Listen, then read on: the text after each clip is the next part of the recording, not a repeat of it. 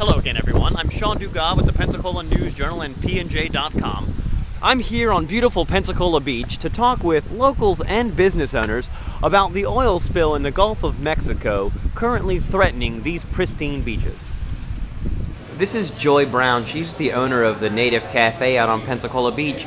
Joy, talk about some of your concerns with this oil spill that's in the Gulf. Well, first of all, we get our seafood from the Gulf of Mexico, so I'm concerned that it might affect the fishing industry. And secondly, of course, if it ruins beaches, the tourists won't come. And of course, I'm also concerned as an environmentalist that it will affect wildlife and things like that.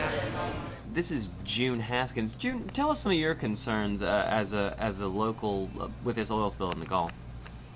Some of my concerns would be with the tourism affecting our businesses. The beach, having the world's widest beaches, being known for the world's widest beaches all my life growing up here. Of course, that's going to have a huge effect. Who wants to come and vacation on a beach that's been affected by an oil spill when you can't go out in the water? Being a surfer myself, not being able to get out do any type of water sports in the water and staying active and enjoying Pensacola Beach for what it is to us, heart and soul. Also, the wildlife being affected is something that's very, very critical and is a major concern of mine. This is Marty Russo. He's a resident of Gulf Breeze and visiting Pensacola Beach Thursday afternoon. Marty, talk a little bit about your concerns with the oil spill in the Gulf headed this way. Obviously needs better control on their machinery for one, and we don't really need to drill for any more oil.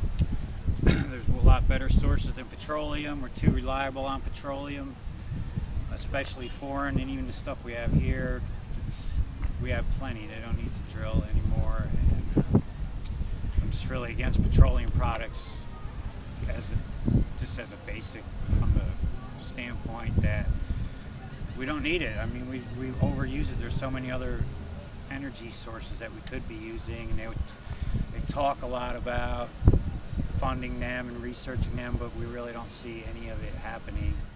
This is Bob West. He's the public safety director out here on Pensacola Beach. But before he was the public safety director, Bob, you were a surfer and a lifeguard out here in the 70s. And talk about your concerns from that perspective with this oil spill that may be headed this way.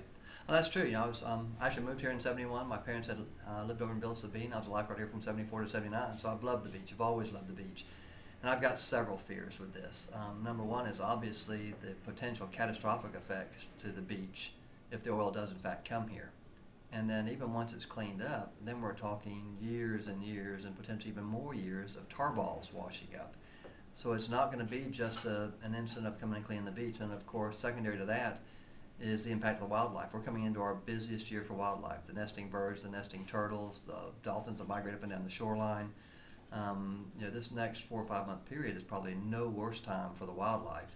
And then of course, last but not least, particularly as an island authority employee, the impact of business could be devastating out here. If the tourists don't come and the rooms aren't rented, then we have no revenue, and it could be just horrible. And once again, this is the peak of tourist season, May through August, so it probably could not be at a worse time.